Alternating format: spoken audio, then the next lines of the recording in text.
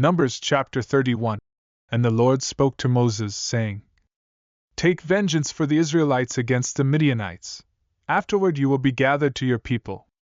Moses spoke to the people, saying, Arm some of yourselves for the war, and let them go against the Midianites to execute the Lord's vengeance on them. From each tribe of Israel, send 1,000 men to the war. So a total of 12,000 men armed for battle were chosen from the tribes of Israel, 1,000 from each tribe.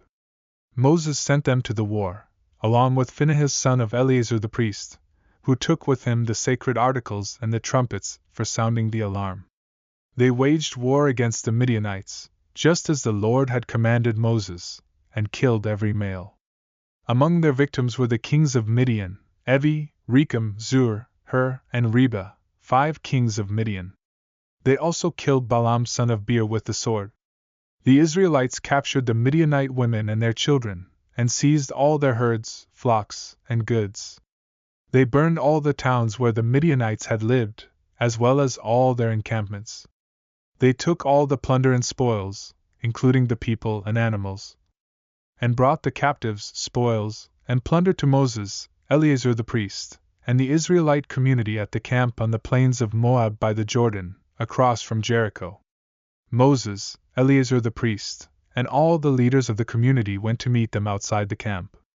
Moses was angry with the officers of the army, the commanders of thousands and commanders of hundreds, who returned from the battle. He said to them, Have you let all the women live?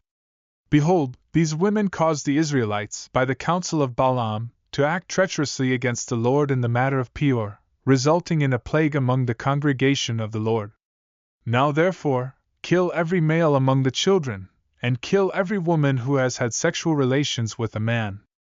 But keep alive for yourselves all the young girls who have not had sexual relations. And you shall stay outside the camp 7 days. Whoever has killed any person, and whoever has touched any slain, purify yourselves and your captives on the 3rd day and on the 7th day. Purify every garment as well as everything made of leather, goat hair, or wood. Then Eleazar the priest said to the soldiers who had gone to battle, This is the statute of the law that the Lord commanded Moses. Gold, silver, bronze, iron, tin, and lead. Everything that can withstand fire must be passed through fire, and it will be clean.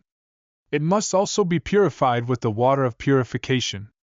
But anything that cannot withstand fire must be passed through water. On the 7th day, wash your clothes, and you will be clean. Afterward you may enter the camp. The Lord spoke to Moses, saying, Take account of the plunder that was taken, both of human and animal, and divide it between the soldiers who went out to battle and the rest of the congregation. Levy a tax for the Lord from the soldiers who went to battle, 1 out of every 500, whether persons, cattle, donkeys, or sheep. Take it from their half and give it to Eleazar the priest as a contribution to the Lord.